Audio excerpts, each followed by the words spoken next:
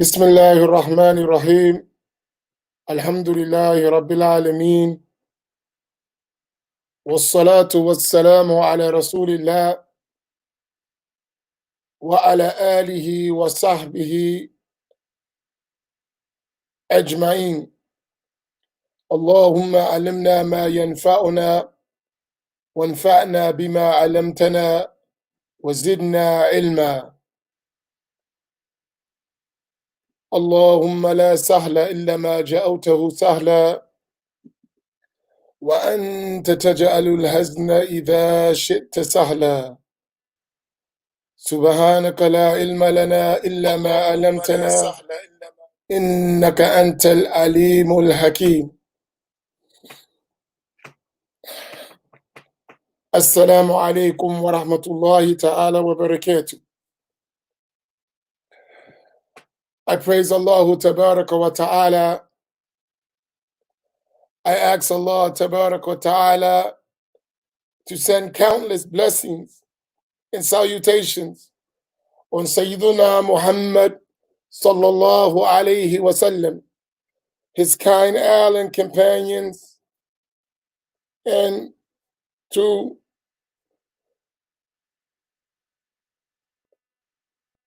protect us from that which would lead us away from the sirat al-mustaqim, from the straight path.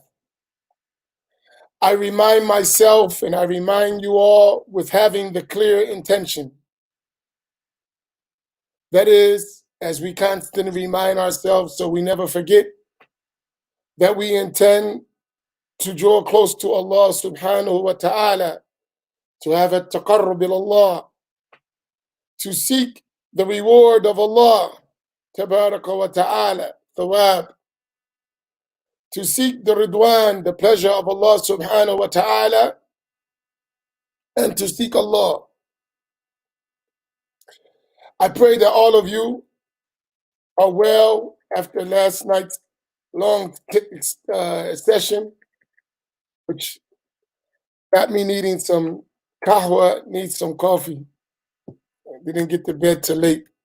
So today, if I'm a little off, be patient with me. I'm kind of tired.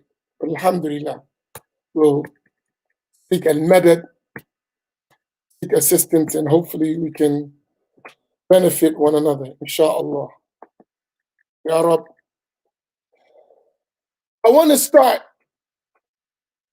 with, I started yesterday, I mentioned the statement of Sayyidina Mujahid, radiyallahu ta'ala anhu, the student of Abdullah ibn Abbas, radiyallahu anhuma. And just as a review, who could type the statement of Mujahid that I started the class with yesterday, or I mentioned in the beginning of the class, a statement of Sayyiduna Mujahid radiyallahu ta'ala anhu. Who would write that statement? So someone put the statement and I'll come back to it. But see if you can remember the statement that I mentioned. It's about learning. I'll give you the hint. It is about learning.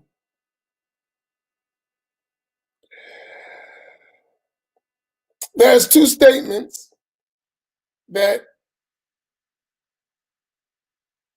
one contemporary sheikh, he mentioned, and I love these two statements because I find them so true even for myself.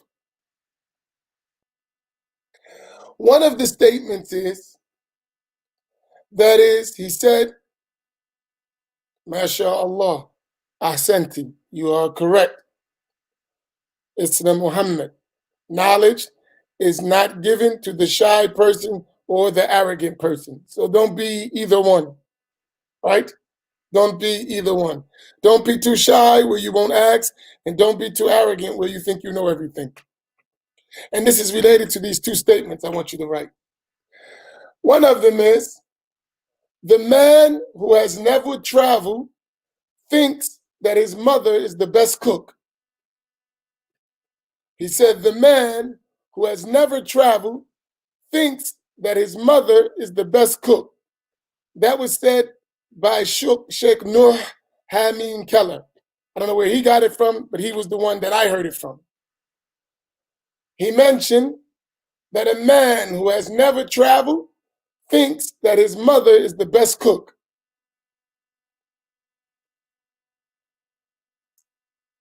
The second quote, he also said this one, and I mentioned it last night.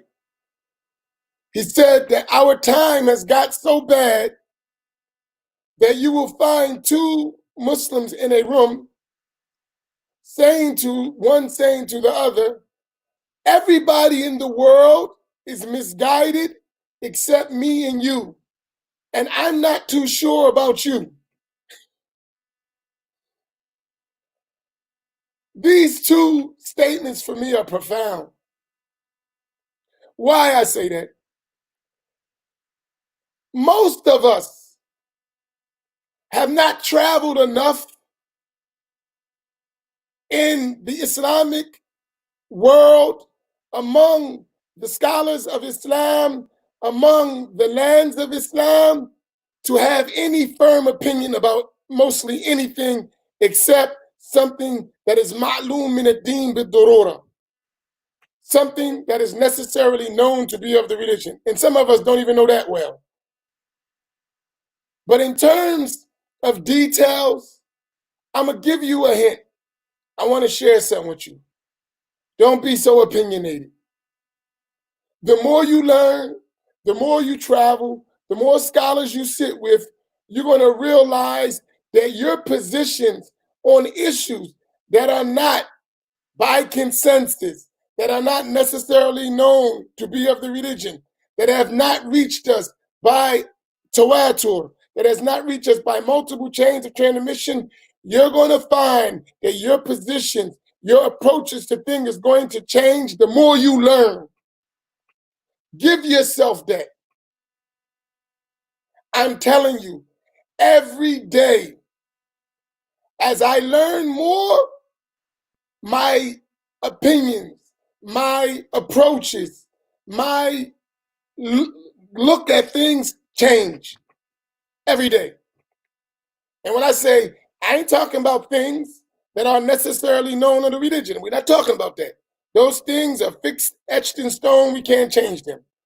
When I'm talking about masail al-far'iyya, those al-masail al-far'iyya, those branches, cases, those cases that could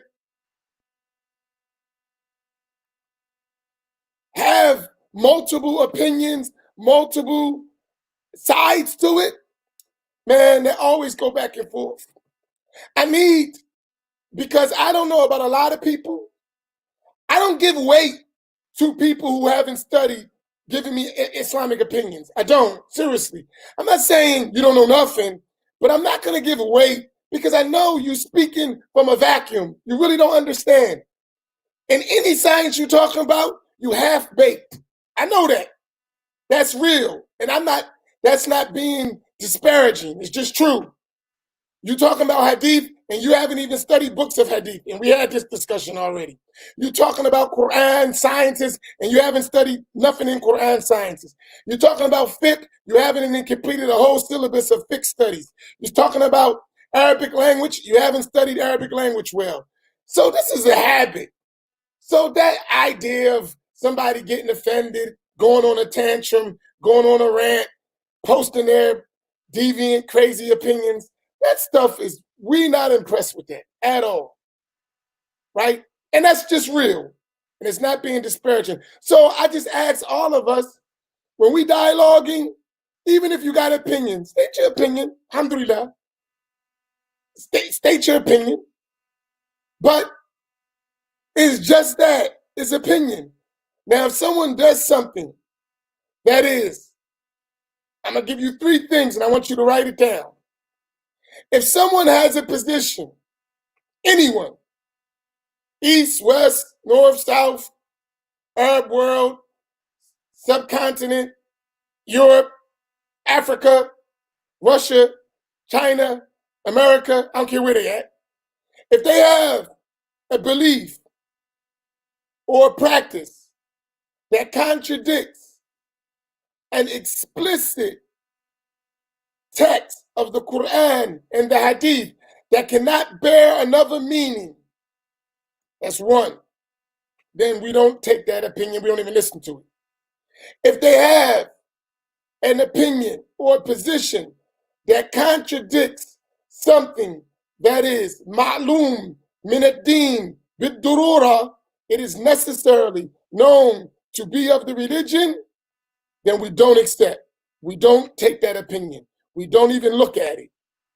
Now, when I say something is ma'lum min ad-din bid-durura, something necessarily known of the Muslim, of the religion, that means any Muslim, scholar, layman, new Muslim, they know that this is a part of Islam. Like if somebody come and say the prayers are 10 instead of 5, we're not going to listen to such a person. If someone tells us that stealing is halal, fornication is halal, drinking wine is halal, we're not going to listen to such a person. These things are ma'lum min ad-din bid-durura. Someone comes say we don't have to fast in Ramadan. Ramadan is not a part of our religion. This stuff is well known. We ain't going to even take that. Someone tell us there's two gods. We're not going to listen to this stuff, right? We don't consider it. If the knowledge has reached us, that point, by the science of at-tawatur, by the route of at-tawatur, that means multiple groups, chains of narration about this thing have reached it. There is no way that all these people could conspire to lie about this issue, then that's an issue we don't go against, we accept. Anything other than that is open for difference of opinion. Please understand this. It will save you a lot of headache in your studies. It will save you a lot of headache and unnecessary argumentation. When a Muslim doesn't contradict something that is explicitly mentioned in the Quran and the Sunnah, that he doesn't contradict something that is ma'lum min ad-din bid-durura, necessarily known of the religion, and there is not something that is tawatur, and if there is not ijma, consensus of mujtahid scholars on it, and that's another aspect, then it's open for differences of opinion. And don't trip, don't bug out about that. And a lot of our issues that we discuss are from, you can have more than one view about it. Most of them. You don't find Muslims debating about something that is by consensus unless they don't know is a consensus. They're going to debate something that is mutawatir unless they don't know it's mutawatir, continuous by whole groups of Muslims. It is something that is an explicit text of the Quran and the Sunnah. They just don't realize it's explicit. Or it's ma'lum min ad-din bid-durura, necessarily known. You're not going to find Muslims arguing about that. So calm down. Just apply that one rule in your life. It will save you a lot of unnecessary arguing. With that said, why did I say that? Let me ask a question, because I don't know what you're understanding. I can't look at you. I just see a screen. Is what I said clear? And does anyone have a question about those things I just mentioned? I'm going to pause for a second. Is it clear? Or do you have questions about what I just said, about these things that we cannot disagree upon, and those things that there's a possibility to have a difference of opinion in? Is that clear? I'll wait. It's a 20-second little lag, so I can't tell if you're writing or not. So I usually pause because there's a 20 seconds delay from my system to get to your platform.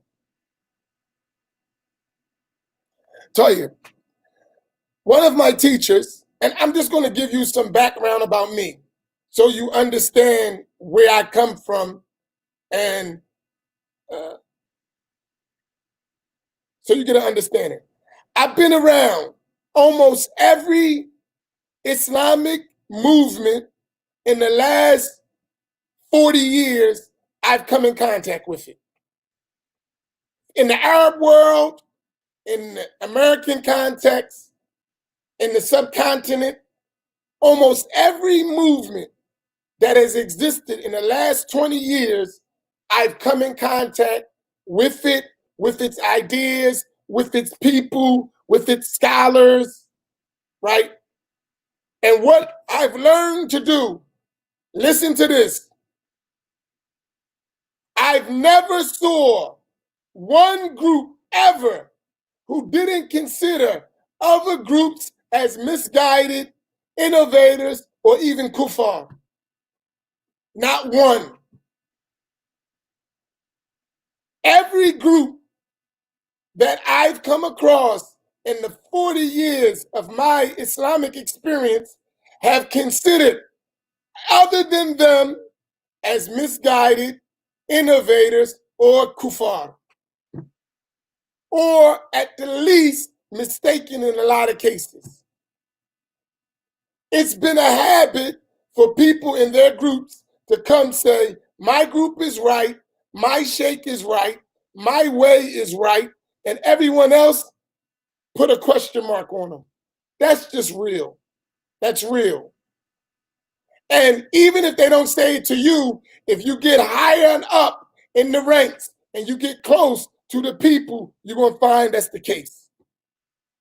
That does not work for black people. It really don't work for nobody. But especially for us, we cannot afford to get involved with that stuff. Absolutely not. No, we can't. It has been one of the most vicious tools that the enemy of our people, our empowerment, our upliftment has used. It has been the source of dividing us from ever coming together doing anything, because they taught us that if we are not servants to someone's idea, someone's opinion, someone's sheikh, then we are not practicing Islam. And that we got to stop. That's been the game. And I haven't seen many of us who've escaped that game. And we're so involved in it that we don't realize the game is even being played. And last night for me was a perfect example of that. They don't even realize when you talk, the way you write, the words you use, the terminology you use will tell you which group you're from. They don't realize it. They think they're saying something slick. I know who you are. This is this group. This is your leaders. This is this is the marching orders they gave you. This is the speech. This is the words. And you can't go outside of that. They put a battery pack in your back and said, go. You're the energizer buddy for that movement. And we don't be realizing it. Innocently. We don't mean harm. We think we on a deen. And that is that concept that the author mentioned, that the sheikh mentioned when he said, you would get to a point where you have two people in a room, each of them, one saying to the other, everyone is misguided except me and you, and I'm not too sure about you. So when we're going to consider misguidance, I want you to use that scale. There's an explicit text from the Quran and Sunnah that cannot bear another meaning. It is something that's necessarily known to be of the religion. Is a case of consensus, ijma, and it reached us by mutawatir, by whole groups and continuous chains of narration that are so many that they cannot conspire to a lie. If it ain't that issue, please don't try to shove your idea down my throat. I'm not going to listen at all. And Sheikh Samir said something to me that I never forget. He said, you must distinguish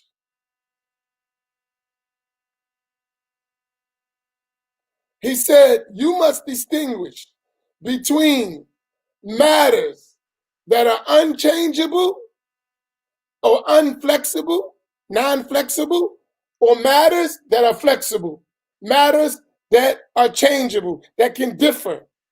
He said, you got to distinguish between the two in Islam. He said, if you cannot distinguish between these two, you're always going to be in turmoil in your understanding of the religion. So for instance, I remember, and I'm just going to give you a time. I remember in the 80s, the early 80s, 80, 81, 82, 83, 84. I remember the Tabligh Jamaat was one of the most dominant movements in the US. Everywhere you go, they were considered the people that's on deen. And every black man was coming around, starting to follow that, going. And today, you look at people throwing them out the masjid, right? They don't want to listen to them. Get out of here. Y'all know what y'all talking about. I remember they was the example in America of what the Sunnah looked like. I remember that. I remember a time when a lot of people were influenced by the Ahmadiyya. And the Qur'ans they were using and the books they were using were from the Ahmadiyya. I remember a time when the Shia movement was strong. And likewise, all of our other groups that were in the black community, they were popular. And we, over 40 years, we've developed, we've learned things, we discover more things. I remember, and I'm gonna share personally, I remember my early shuyukh teachers, they would tell us, don't read books. I'm telling you, this is a true story. My first probably 5, 6 years of studying, I ain't had no books. I used to write everything from my teachers, right? Just sitting there, because they emphasize books, don't do this, don't do this. And I'm gonna just share a personal story because it all relates to Islamic sciences. So I want you, because if you don't understand where you at and how you got here, ain't no way you're gonna improve yourself.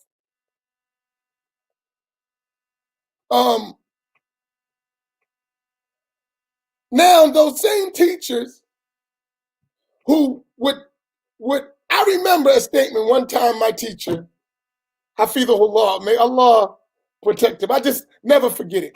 Because I've always been a person, I'll research, I study, I'm gonna go. I'm not just gonna blind follow nobody. I just don't do it, right?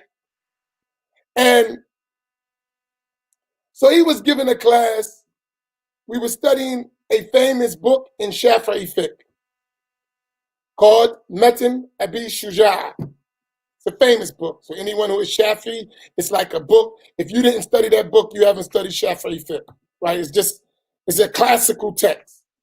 And it's even translated in English now, the ultimate conspectus. Back then it wasn't translated, it was all in Arabic.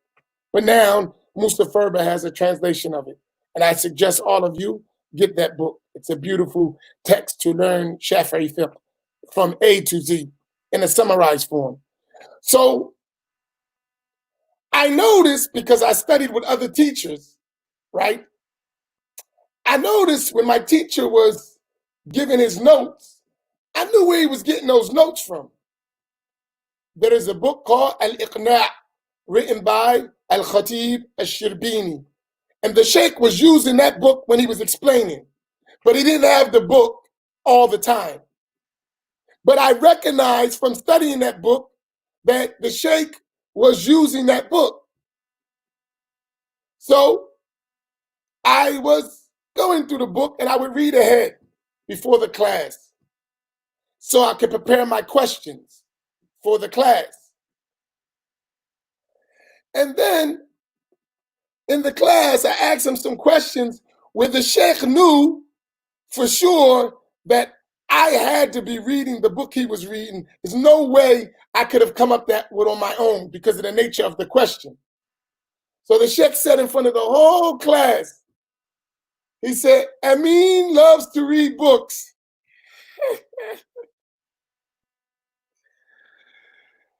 And he said it in a way of censoring me, right?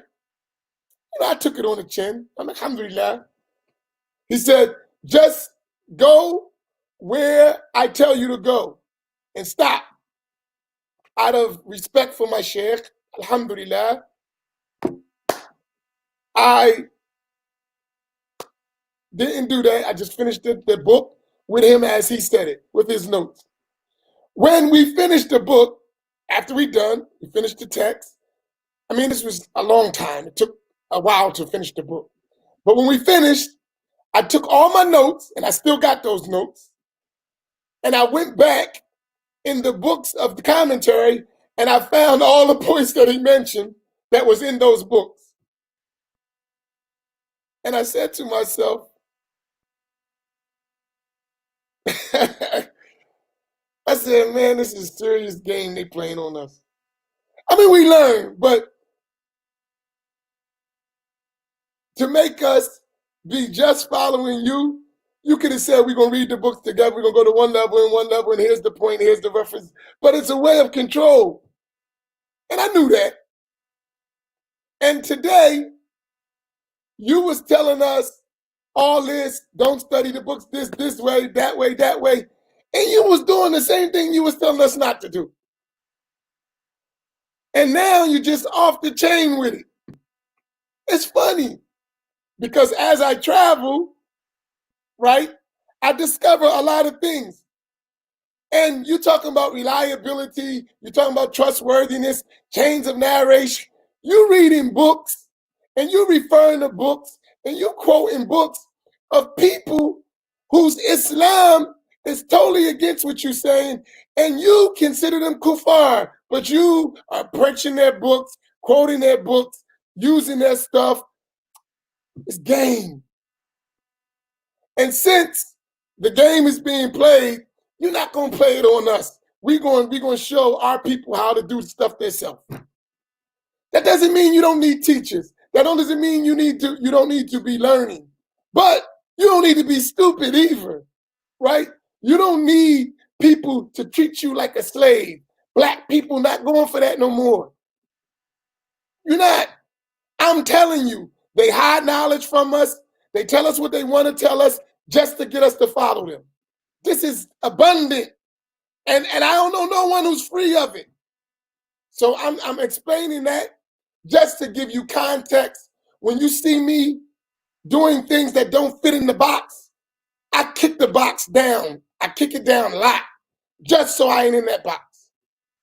Because I want to know what is Ahl Sunnah. I want to know there's Islam. I don't want your interpretation. I don't. If your interpretation is valid, I'll listen.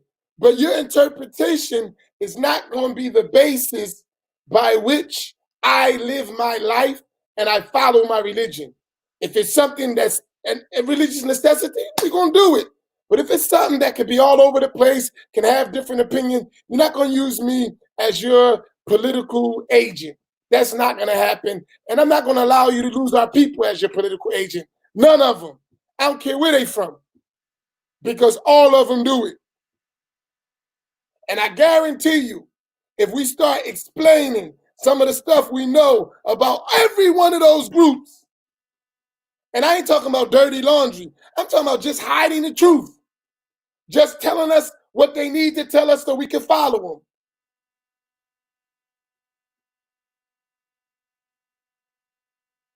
This is deep, right? All them groups haven't served our interests. Malcolm told us that 55 years ago. Beware of learning from your slave master.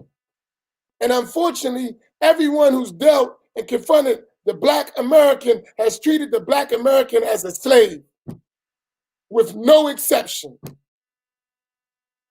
No exception. So for us, we gotta, they say we got no game when we see it. And that's important. And most important, we got to think about our future, not just us. Our children, we can't keep doing generation of generation after physical slavery. Now we mental slavery, religious slavery, spiritual slavery. Every time you cut it, put the adjective in front of it you want, it's still slavery. And we got to break the chains of slavery. It's a must. Islam came to raise us up to the best of creation, not to make us slaves for other people. We got to get out of that habit. And the only way we're going to get out of that habit is we got to even the playing field. We got to even the playing field in knowledge. We got to even the playing field in economic development. We got to even the playing field in our own cultural practice. We got to even the playing field in our ability to do for ourselves.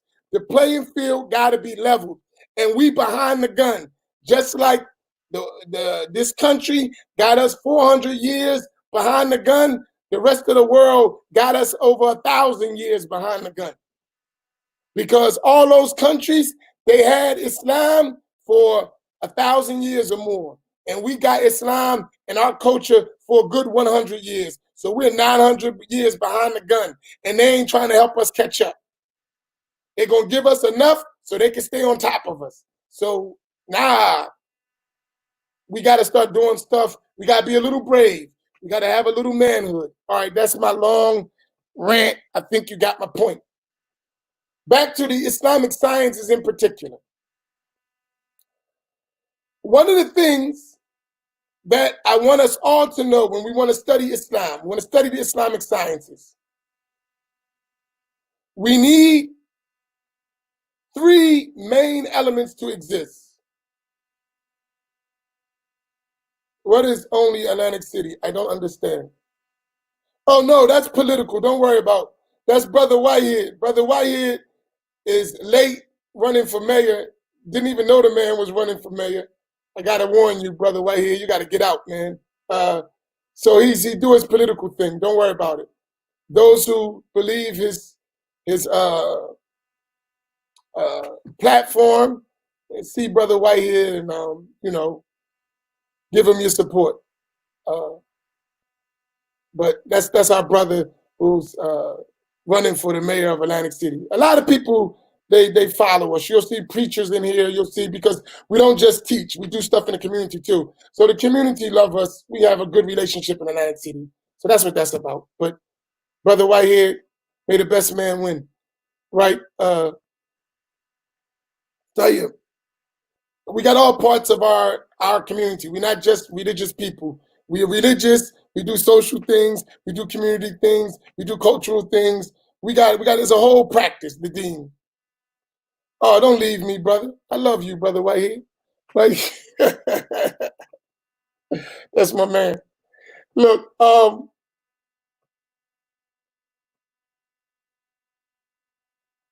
tell you, I'm sorry. So you need 3 things, right?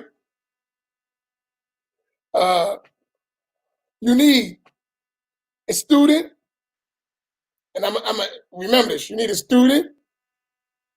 You need a teacher. You need a book. Let's add on 1 thing, and you need a methodology. 4 things. If you're going to learn Islam properly, in the way that Islam has been passed on for generation after generation after generation, you need at minimum these 4 things. You need a student, you need a teacher, you need a trustworthy book, and you need an agreed upon methodology. 4 things, right? Now, the student who's going to study Islam, and all of us should approach Islam as students, has to have certain characteristics.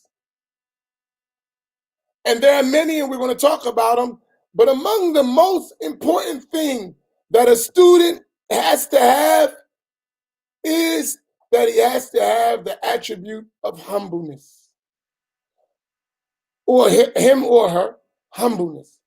And what that is entailing is that the student understands that I have to learn, and they are humble enough to go seek from wherever they have to learn. And to emphasize that, our teachers used to say to us, a student of knowledge is not a true student of knowledge until they learn and acquire knowledge from those who know more than them, those who know equal to them, and those who know less than them. That's powerful. Think about that. They said the student of knowledge is not a true student of knowledge until they learn from those who are above them in knowledge, those who are equal to them in knowledge, and those who know less than them in knowledge. So, in other words, the student of knowledge is humble. That student of knowledge is going to take knowledge from wherever they find it. So you got some fake students of knowledge who only learn from the kibar min al-ulama, from the elite, the high sheikhs only. I don't take from nothing but the great sheikhs. You're not a real student of knowledge. You are a show-off, an arrogant. Because even the kibar ulama, they took knowledge from people who knew less than them.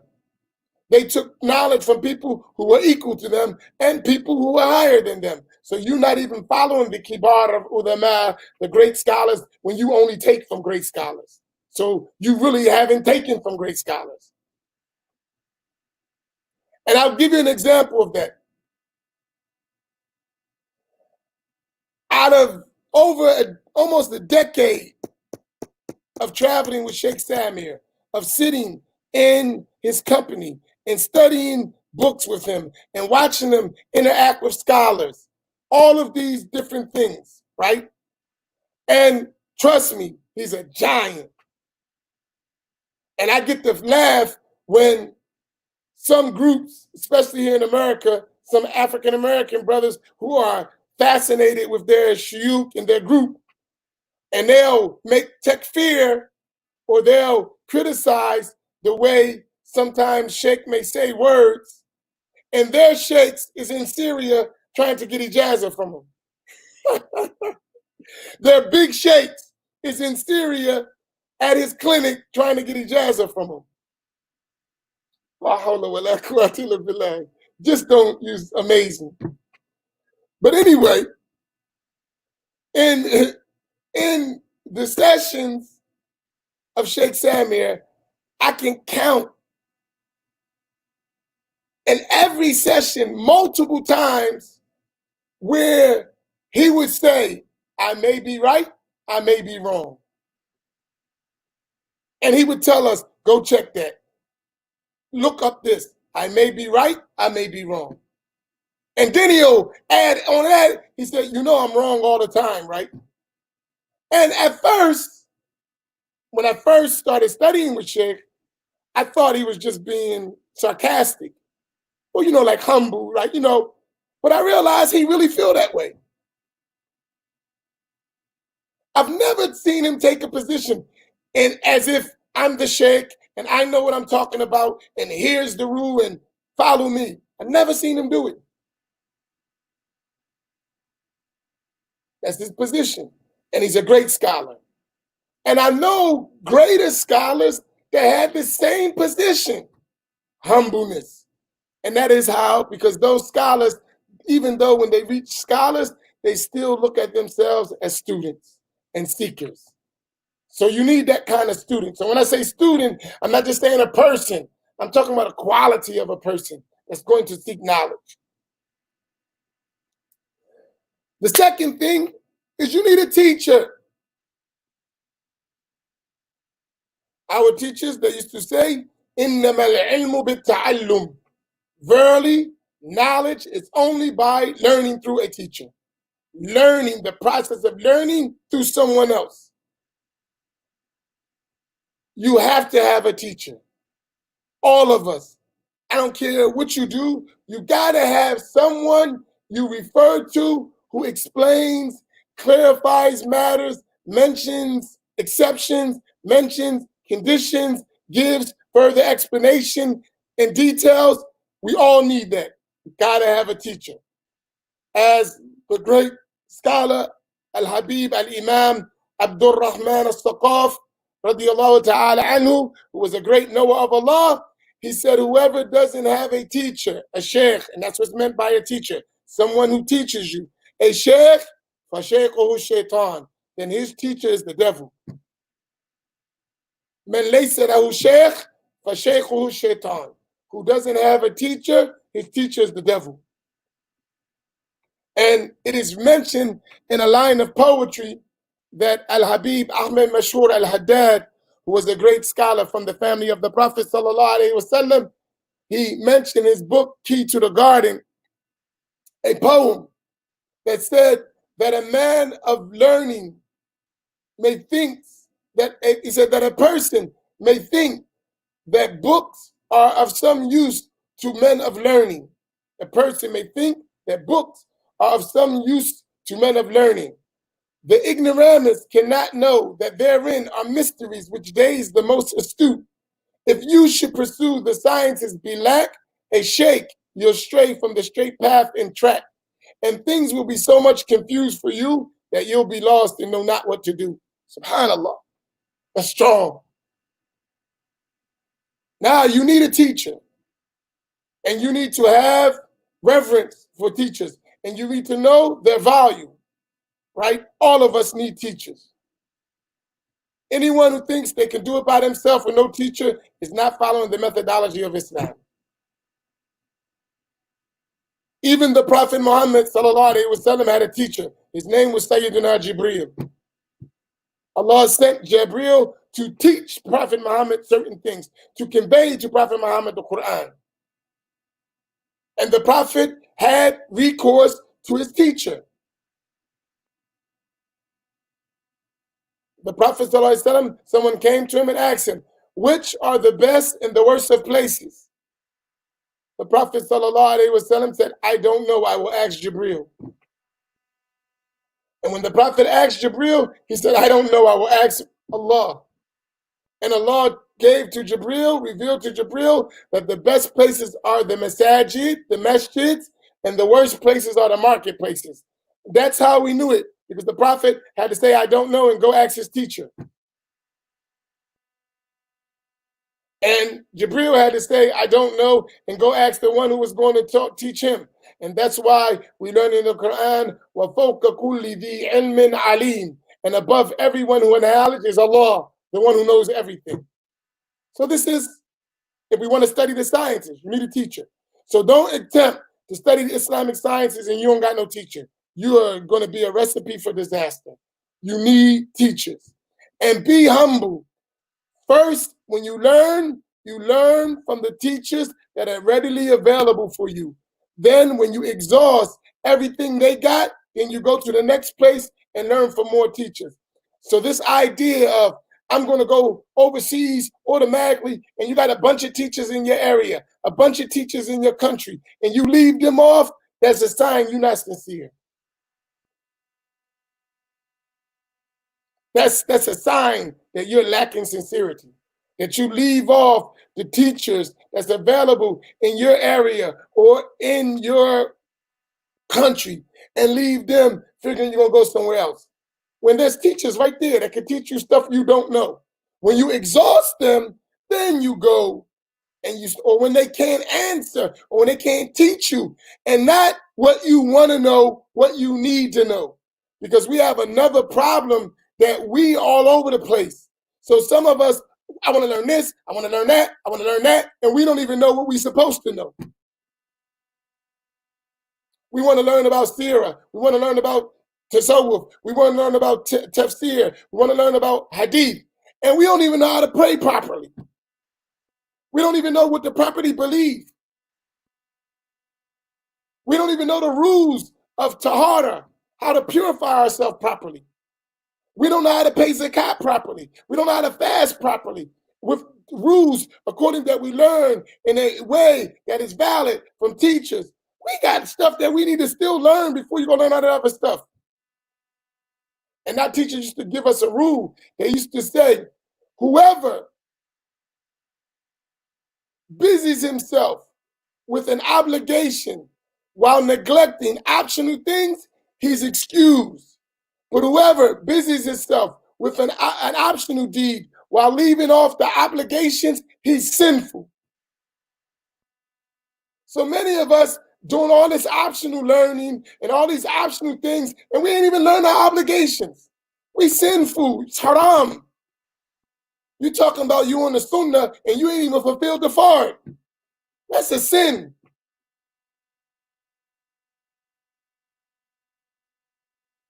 I want to give you a test for yourself. Don't answer. Write it down.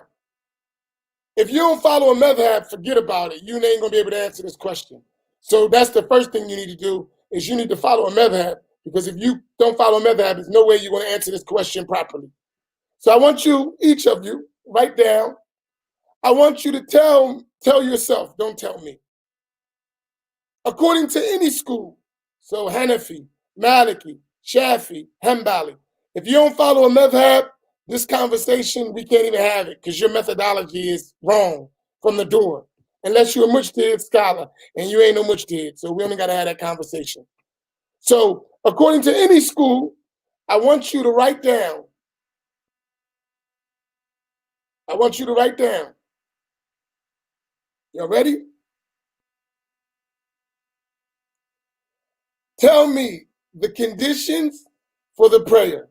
All of the conditions of the prayer. Tell yourself, write it down for yourself. Just write the questions and then go back without looking in no books. Go back and see if you know them. Give me all the conditions according to your school, whatever it may be, Hanafi, Maliki, Shafi. Give me all the conditions of the prayer. That's one question. Number two, give me all the arkan, the furud, the obligatory parts of the prayer. Three, give me everything that invalidates the prayer, the nullifier, the mubtilat. That's a project for you to do tonight. Don't look in no book. Don't go back and review. You pray every day. You do all the 5 prayers. Inshallah, we do. And you do sunnah prayers and qiyam al-layl and tahajjud and duha and the rawatib and everything, right? So just tell me yourself, write it down for yourself. And you say, I'm following the Hanafi school or Shafi or Maliki or Hanbali. What school you talking about? And then give all the conditions, all of the obligatory parts, and all of the invalidators. So these are all the conditions of the prayer. 1, 2, 3, 4, 5, 6, 7, 8, 9, 10, whatever. These are all the obligatory parts. 1, 2, 3, 4, 5, 6, 7, whatever. And these are all the invalidators. 1, 2, 3. Barakallahu fikum, Abdullah. Jazakumullahu khaira. What are the conditions of the prayer? What are all the arkan of the prayers? And what are the things that nullify the prayers? Answer those questions without looking in the book. If you can't by any school, then you need to practice on learning your prayer properly and make sure it's right. Then talk about all that other stuff. And we could go through that. If you want to continue, go through that through zakat, go through that through purification, tahara, go through that to hajj. Just the 5 pillars, you can ask those same questions for all the 5 pillars. These are something that a fard ayn ala kulli mukallaf, that every morally responsible person must know, so that you can make sure your acts of worship are valid. And this will help us. And that's why you got to follow a madhab. If you don't follow a madhab, you're not going to be able to answer that question properly. You're going to be all over the place. You can't get that by following fiqh sunnah. So yeah.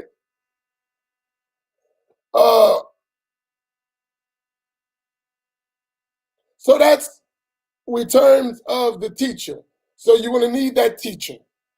And the teacher is going to explain all those things with a reliable book, right? The third thing I mentioned was a relied upon book. In every Islamic science, and I always write down for our purpose, in every Islamic science, and I'm talking about the primary sciences for this purpose, but in every science, the science of belief, aqidah, usul al-din, the science of al-fiqh, and the science of tasawwuf, and these are the primary sciences, there are reliable books that the whole ummah, represented by its scholars, have accepted with complete agreement that these are reliable, trustworthy books that convey our religion. Keep in mind, our books have reached us, all of them, in every science, with an unbroken chain of narrators from the original author down to our day. That's extremely important. Everybody going to Darussalam and Amazon and just buying any old book about Islam, nah, we got to stop that. That's one of the biggest problems. We need to read books about our religion that have stood the test of time, that the scholars have agreed for generation after generation after generation that these are reliable books that convey these aspects of our religion, and they are available. If someone wants to say, I'm following Aqidah, first thing I'm going to ask you, what books you studied in Aqidah? I'm going to know that if you learn reliably or you all over the place. Why? Because there are certain books in Aqidah that Ahl-Sunnati wal Jama'ah, no matter where you go in the world, these are the relied upon books in belief. Anywhere you go, this is what the Muslims study. These are the books they use. For generation after generation after generation. That's the books we study. I'm going to give you those books. Slow down. I know you're ready to go. You got to be patient. They ain't going to come in this class. But I'm going to give you a whole curriculum because we need it. I'm going to give you a whole curriculum of study. From a beginner level to a middle level to an advanced level. I'm going to give you all that. I promise you. If Allah give me life, I'm going to load you up. Don't worry about it. Just be patient. But right now, get your prayers together. Get your tahara together. Make sure you follow a madhab. Make sure you learn a basic text in a madhab. Start there. We're going to go step by step, inshallah. Right? So in Aqidah, there are certain books that Muslims have accepted for generations. In fiqh, according to every school, there are certain books that are reliable books in the school. In tasawwuf, there are certain books in tasawwuf that are reliable books in tasawwuf. That's our thing. Ahl-Sunnah. And why is that? And all those books have been conveyed with a chain of narration to them. So any book in Aqidah, I can tell you, this book, I relate from this teacher, who relate from this teacher, who relate from this teacher, who relate from the author. In fiqh, the same thing. This book, I learned from this teacher, who heard from this teacher, who heard from that teacher, who heard from the author. Same thing in tasawwuf. That's our religion. We told you the statement of Abdullah ibn Mubarak, al-isnad min ad-din, walau la isnad laqala man sha ma sha. The chain of narration is a part of the religion. Without that chain of narration, anyone can say whatever they want. Listen, me and one of my teacher students was a student for me and now become a teacher. Jazakallahu khairah. Right? We had a discussion one time. We were talking about this issue. And I constantly remind him because I did it before him. So I know the experience. I'm trying to warn you. Don't be fanatical about nobody. Nobody. Learn, benefit from everyone. What they have right, take. What they have wrong, leave it out.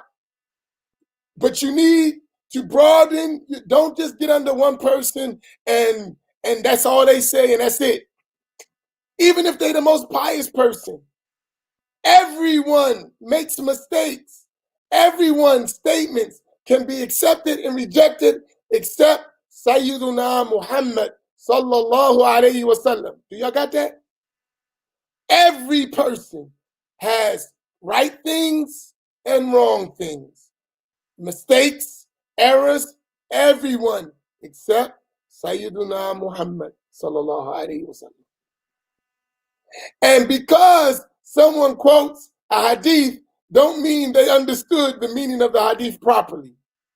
So they say, well, I got a hadith, that's my dalil. No, that's the dalil for your opinion. your understanding. That doesn't mean your understanding is correct. I just showed you a hadith. I'm not arguing with the hadith. I'm arguing with your understanding of the hadith. I'm not arguing with the Quran. I'm arguing with your understanding of the Quran. So some people, they have a verse. I got a proof. Ar-Rahmanu al-Arsh istawa. The most merciful, as they would say, the most merciful rose above the throne, sat on the throne, is settled on the throne. That's a horrible, corrupt understanding of the verse. And it's blasphemous. It's kufr, that type of belief. If you believe a body, Allah is a body established in the heaven on a throne or sitting down on a throne, that's the belief of Christians and Jews. That's not Islam. But some people, they use that. That's my proof. That's a dalil. That ain't no dalil. That's a corrupt, faulty understanding of the Quran. It's not a proof at all. In fact, that idea, it contradicts consensus. Al-ijma', which is one of the things when it contradicts ijma', we can't believe it. So we can't believe Allah is in heaven above a throne or sitting on a throne. You got a faulty aqidah. You talking about Elijah Muhammad, you worse than you're talking about Allah. You're talking about that's blasphemy. That's kufr. You're talking about Allah subhanahu wa ta'ala. Give me a break. You're saying, like, but that's a whole nother story, right? Really, we just, la hawla wa la quwwata illa billah. So, the only one who doesn't make mistakes is Muhammad sallallahu alayhi wa sallam. Everyone else make mistakes. So we was having this discussion. I said, Habibi, go take from the people of knowledge wherever they may be. If they got errors, ignore their errors, take the knowledge that's beneficial and bring it back to our people. Don't get overseas and become fanatical for nobody. You're there to learn, to acquire, and bring it back to help people practice their religion properly. And you can't be a parrot for nobody. You have to learn. You have to learn. This was our discussion. We were talking about asanid and which teachers to learn from. And that's the point. We're here to learn. We're not fanatic about personalities, right? So because of that, all of the books that are conveyed to us, they're conveyed with this chain of narration. So we know the reliable books in the religion. We know the reliable books in Aqidah, in fiqh, according to all the schools. We know the reliable books of the Ash'ari school. We know the reliable books of the Maturidi school in Aqidah. We know the reliable books of the Hanafi school in fiqh, of the Shafi'i school in fiqh, of the Maliki school in fiqh. Let me say Maliki first for my Maliki brothers. Maliki school of fiqh, Shafi'i school of fiqh, Hanbali school of fiqh. We know the reliable books in Tasawwuf that have reached us with an unbroken chain for over 1,000 years. We know the scholars. We know how those books are. That's our religion. If we're talking about tafsir, we know the major books of tafsir. We want to talk about usul al-fiqh. We know the major books of usul al-fiqh in every school. We want to talk about hadith. We know the major books of riwayah, narration, and the books of dirayah. We know those commentaries of hadith that have reached us. If we want to talk about the science of hadith, we know all those things. They're available for Ahl Sunnati wal Jama'ah. We want to talk about Sirah, we know the reliable books in Sirah that the Ummah has accepted in every single science. We want to talk about Arabic language, we want to talk about grammar, we want to talk about every aspect of that. We got books that have reached us, what are reliable books that Ahl Sunnah accept. So this is Ahl Sunnah. Now, I know some of us don't have a big scope like that. Some of us don't know, haven't read 2 books or 3 books and nothing. But we sheikhs. Haven't sat and studied nothing. But we heard a couple lectures, listened to some audio tapes, sat in a few classes, and we want to be mufti. Give me a break, man. Stop. Knock it off. Humble yourself and learn. And all of us need to do that. Like, that's why I'm giving you this methodology. So you'll stop the I read 2 books and I'm a sheikh in the subject. You didn't even begin the subject. You know what you're talking about? You're a beginner, not even a beginner. Beginner need to lead. Our teachers used to say, if you haven't read one book 3 times with a teacher, you ain't studied that subject. That's what our teachers used to say. If you haven't read a book at least 3 times in their understandings with teachers, you haven't studied the book at all. So you ain't even done one book. Right? How many times you read this book with your teachers? Like a basic book in Aqidah, at Tahawiyah. How many times you read that with a teacher? Or any other books that's a major book in Aqidah. How many times you read that with your teacher? Right? Not once, twice, 3 times, 4 times. How many different teachers you read it with? How many explanations you heard? Knock it off. Stop. Stop. You're hurting our people for generations. You're hurting our people for generations. And that's why others are laughing at us. Others are using their knowledge to put us in mental, spiritual, and religious slavery because we ain't learning properly. We've been so in an inferior state that we gotta show up. Come on, man. Knock it off. I'm sorry. That's my favorite line when I see people going above their bounds and not being humble in their reality.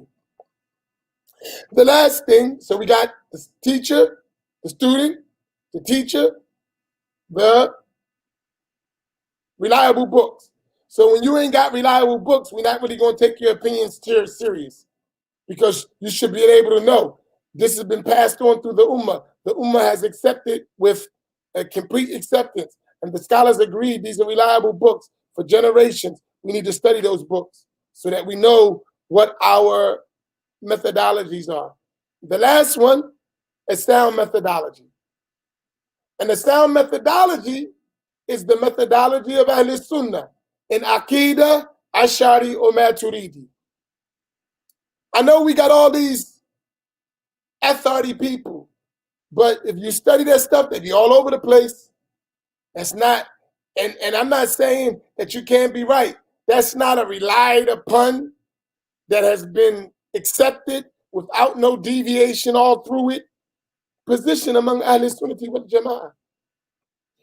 It hasn't reached us continuously with an unbroken chain from authority to authority to authority. It's taken from books and no teachers and broken chains of narration. We got to be careful about that stuff. The Ash'ari and the Maturidiyya have been consecutively from the time of Imam Abu Hasan al-Ash'ari and the time of Imam Maturidi, scholars, top scholars, generation after generation after generation, all the way to our time. This authority idea, subhanAllah, it got gaps. It got innovations in them. Be careful. All over the place. Be careful. I'm not saying you couldn't come up with the right, but that's not something that has been reaching us with unbroken chains and scholar after scholar, and we can trust it with no doubt that this is the way of Ahl Sunnah wal Jama'ah. It has some. So we are Ash'ari wal Maturidiyya. That's a sound, accepted methodology of Ahl Sunnah wal Jama'ah. No doubt about it. Anything else, it ain't going to be within that system. Not saying you won't be Muslim, not saying you can't come up with the right idea, but that's not a sound methodology. That's not a trusted methodology that was accepted by this ummah.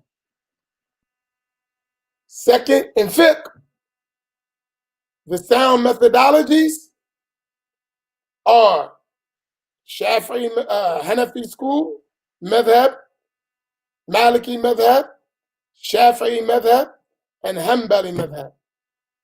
All of those madhahib, those 4 reliable madhabs, the nation of Sayyidina Muhammad, Ahl Sunnah wal Jama'ah, have accepted them with complete acceptance. Their methodology and their actual fiqh, their usul and their furu'. their foundational principles, and the branches. And you can't mix all of them. I explained to you, if you want to follow one madhab and you want to know it well, you got to spend at least 10 to 12 years just studying the books of the madhab well.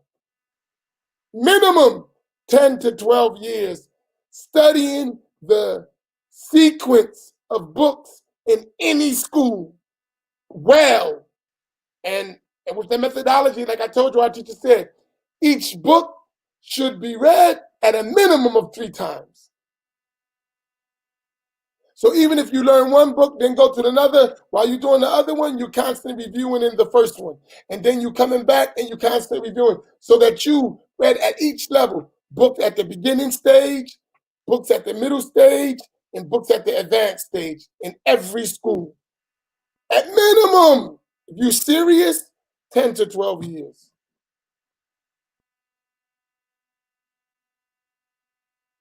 That's in fiqh. And then for us, especially for everyone, you need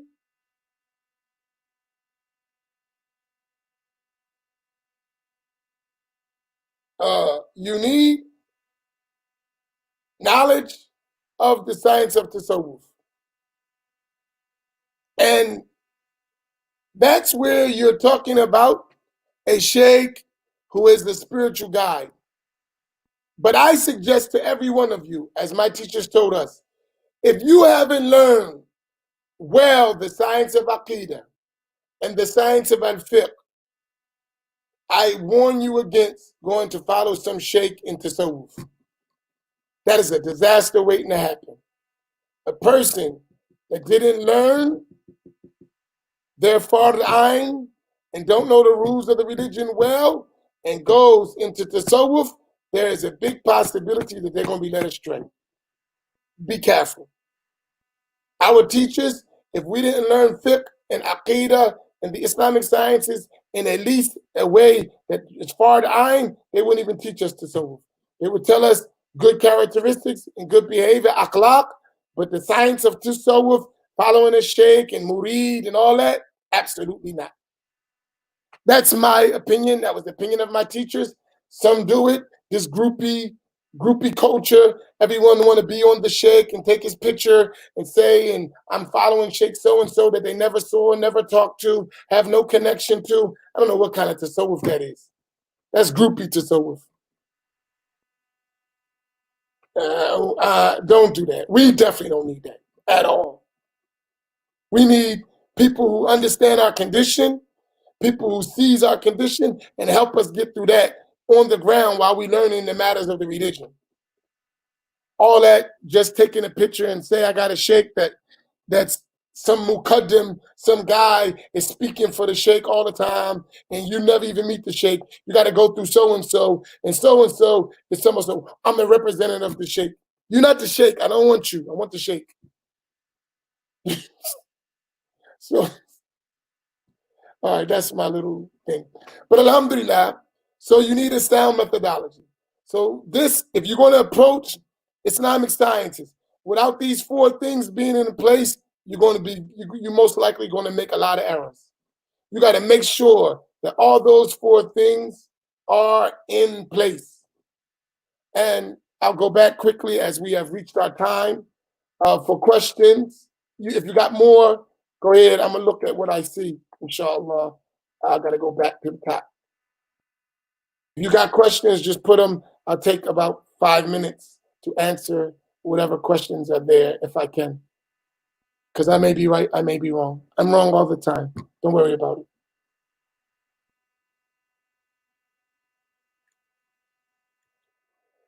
Okay, so I don't have any questions. Can't see.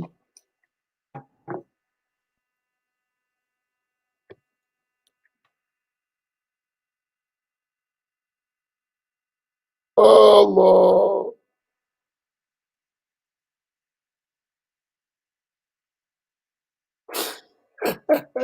Right here, this is crazy. Pitney Village for life. I love that guy. All right, I don't see questions. I just see a bunch of comments. Let me look.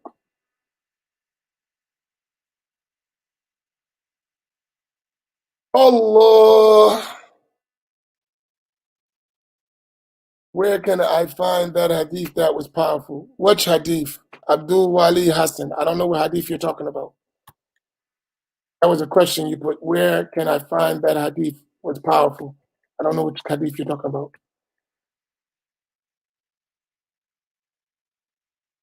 Okay. Seems I got everything.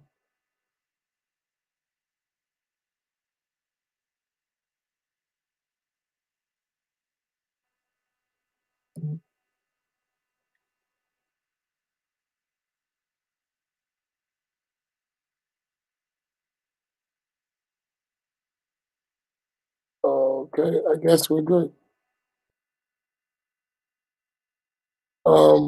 Okay. Here's one question. Uh, will your post-Fajr reflection classes cover Athari, Ashari, Maturidi methodology? Yeah, as we go along. I mean, we're doing a Tahawi. So every Saturday and Sunday, we go into the Creed of Imam Tahawi and we talk about Ashari and Maturidi belief. Athari, I'm I'm not, that term for me doesn't ring well. Because to me, when I see authority, come to my mind Wahhabi. And every time I hear somebody talk about authority methodology, it's either, if they're misguided, it's a Wahhabi methodology and they got another name. So Wahhabi's known, Salafi's known, now it's authority. You know, so I'm not, if they mean by that, the methodology of the Fudala min al Hanabila, the well virtuous Hanbali scholars, then that is really the same as tafweed of the Ash'ariyah and Maturidi. That is their methodology of quoting the verses in hadith that relate to the attributes without a how and leaving the meaning to Allah. That's what I understand as athari. If athari means likening Allah to his creation in a hidden way, no, I'm not going to teach that at all, nor cover it, except to say that it's blameworthy. Uh, so far Ash'ari and Maturidi and Athari, meaning tafweedi, leaving the meaning to Allah and explain how to do that. Yes, we talk about that on the weekend, Saturday and Sunday. And advice to those who go extreme within the schools of Aqidah. I don't know what is extreme. If you say that Aqidah is saying Aqidah Ash'ari and Maturidi is extreme to some people. They just say, you know, Aqidah doesn't matter. I totally disagree with that. Because if you don't know your methodology, then how are you going to know the soundness of your belief? You ain't a muhaddith, you ain't a hafid, you ain't a faqih, you ain't a mufassir. So how are you going to extract all these things from the Quran and the Sunnah and understand properly how to believe them without a methodology from qualified scholars in the field of Aqidah? I don't know how you're going to do that. And I know you don't have the tools. Most of us don't. We just got to be real. We don't have those kind of tools. So we have to learn a methodology. So what is the methodology that were accepted by Ahl Sunnah, Ash'ari, and Maturidiyya? Now, because you got Wahhabi or Salafi people who like to argue about Aqidah, they're trying to promote their incorrupt belief. We just got to explain the truth. But I don't know what is extreme in Aqidah. I don't know what, you might have to explain, Brother Farouk, what you mean by extreme. If it's a deviant Aqidah, like the Wahhabi Aqidah, that's deviant.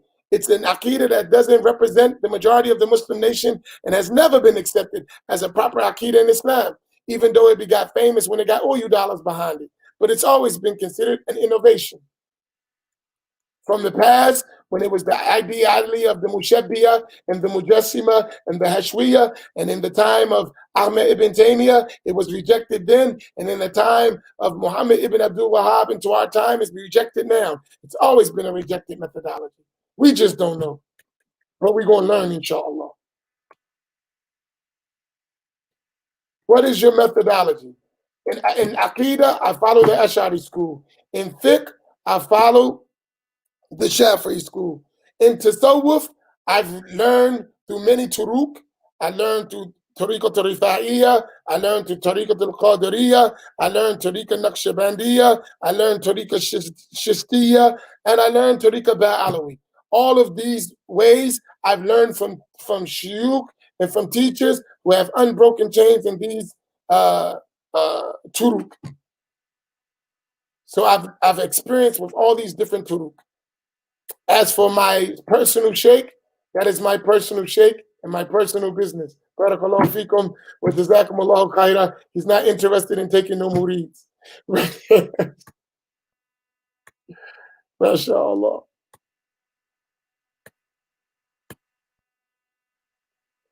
First book in Shafi'i fiqh for laymen that deals with ibadat, I would suggest to you to read the book Risalatul Jamia, written by Al-Habib Ahmed bin Zayn al-Habashi.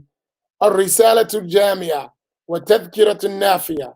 So it is translated in English as the Essentials of Islam or the Comprehensive Treatise, written by Al-Habib Ahmed bin Zayn al-Habashi. It's available. Musa Ferber has a good translation and a small commentary. I would recommend for someone who's starting Shafi fiqh to start with that book. Inshallah. You mentioned that Prophet Muhammad did not make any mistakes. How do we take the story of the Prophet when he frowned upon the blind man? The scholars, they said that wasn't considered a mistake of the Prophet ﷺ. It was something that was better for not to do, and Allah was using that to educate the Ummah through the actions of the Prophet ﷺ. Because the Prophet ﷺ was not intending to hurt the person. He was engaged in a da'wah, and that is not a mistake that is sinful. That's what we're talking about. That is not a mistake that can be considered something that's blameworthy and it doesn't have a lesson in it. Because the prophets are ma'asum. They are free from these errors. I'm getting old or the computer's messed up. That's what's going on with my voice. And I'm tired. African Muslims in Texas. There are, I'll ask. I do know some. I just got to get their names. Maybe check with me later, and I'll try to find somebody for you. But offhand, I don't know. I do know, but the names are escaping me at this moment. Tomorrow, we're going to give you the list of those 20 hadith. We're having it written up so we can put it up as a PDF or something, and you can follow it. So that'll come back tomorrow again.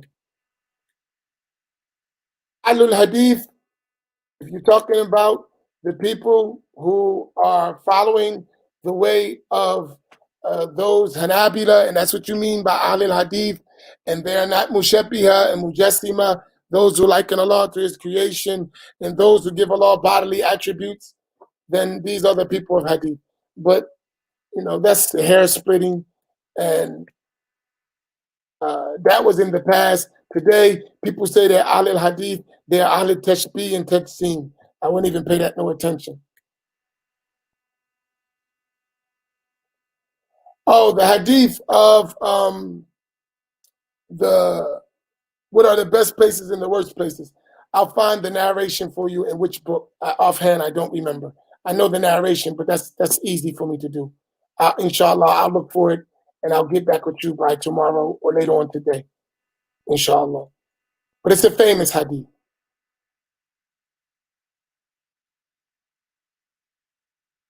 Okay, we're class is on Saturday and Sunday is 7 o'clock. Same thing, 7 a.m.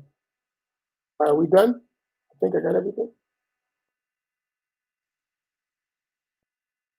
Yeah, people are doing, we're talking about the PowerPoint, but I'm very busy. I actually don't have time to do all that stuff. I would love to, but I got a lot of work I need to be doing, and sitting down doing a PowerPoint is almost impossible for me. But some of our people are working on doing PowerPoints, but they got to get me sitting down, and inshallah, we'll give it a try. Make dua for us, inshallah. But if some of you are good at writing, write your notes and send them to me, and I can edit them and fix them, that's easier, and we can share them with each other. MashaAllah. All of us can help.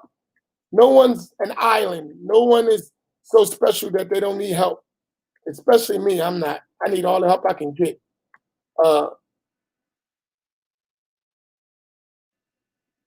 Reliance of the Traveler. I would suggest everyone has that book in English. I don't care if you're not Shafi.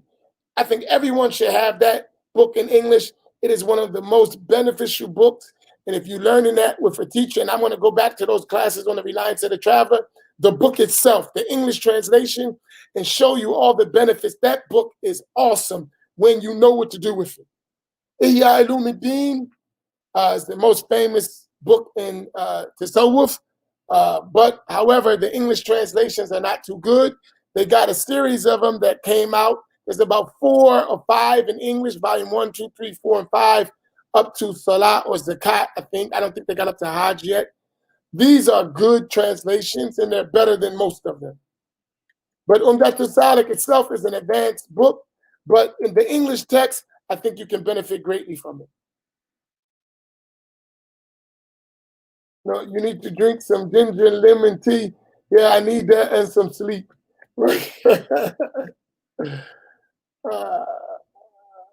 Inbox me that email, my brother, Rashid Khalifa, because if you leave it here, I'm not going to see it. Just send it to me as a message, inshallah. I think I'm done. Yeah. Dalil al-Khairat is for making dhikr and salah, making salah ala nabi. There's a book that our teachers have recommended that we read every day, and this miskeen is always falling short.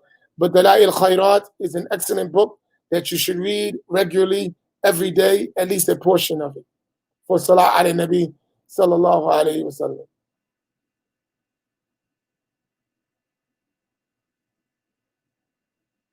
Okay, we'll hook that up, inshallah. Barakallahu feekum. May Allah reward all of y'all. Lastly, just be patient. Knowledge comes in stages. It takes time. You got to spend some time. You're not going to learn everything like it's microwave. You just put it in for press 2 minutes and it's done. No, that's not how Islamic knowledge works. This knowledge, Imam Shafi said, you need a long time. We're going to learn till we die. We're going to keep learning. We're going to keep getting educated. It's a step. We're going to learn some stuff. Then we're going to discover we had some mistakes. And we're going to fix them. And we're going to continue to learn. This is the nature of learning. Don't let nobody think they became Shaykh al-Islam overnight. That's a lie. Even Shaykh al-Islam didn't become Shaykh al-Islam overnight. It takes a long time. You know what I mean? Long time. Really, to really get a grasp of all these sciences, you need 30, 40 years of daily study to really be scholarly. To just learn your basics, you can do that in a month, 2 months. But to have all the stuff we be wanting to have, acting like we know all the stuff and all these sciences and hadith and fiqh and aqidah and tasawwuf and Arabic language, man, you need 30, 40 years to get all that stuff. Stop thinking you're going to be learned. You go overseas for 4 years or 6 years, or you don't go overseas at all. Man, that's fallacy. That's all lies. Don't let nobody tell you that stuff. It's not real, and they know it. You got to spend a long time. And don't be afraid. You're going to make mistakes. You're going to misunderstand some things. That's the nature of it. That's the way it is. Everyone goes through that. You're going to be into some wrong groups. You're going to meet wrong sheikhs. You're going to be fooled. You're going to be bamboozled. You're going to be hoodwinked. That's the life, man. الَّذِي خَلَقَ الْمَوْتَ وَالْحَيَاةَ لِيَبْلُوَكُمْ أَيُّكُمْ أَحْسَنُ عَمَلًا. Allah created the life. It's a fitna. It's a task. It's a struggle. That's the way it goes. Just don't stop. Jahid to shahid. Keep struggling. You will witness. Allah will guide you. Just keep going at it. Don't stop. And don't be arrogant. And don't be shy. And you'll get it, inshallah. Barakallahu feekum. Wassalamu alaikum wa rahmatullahi ta'ala wa barakatuh. Jazakum Allahu khairan.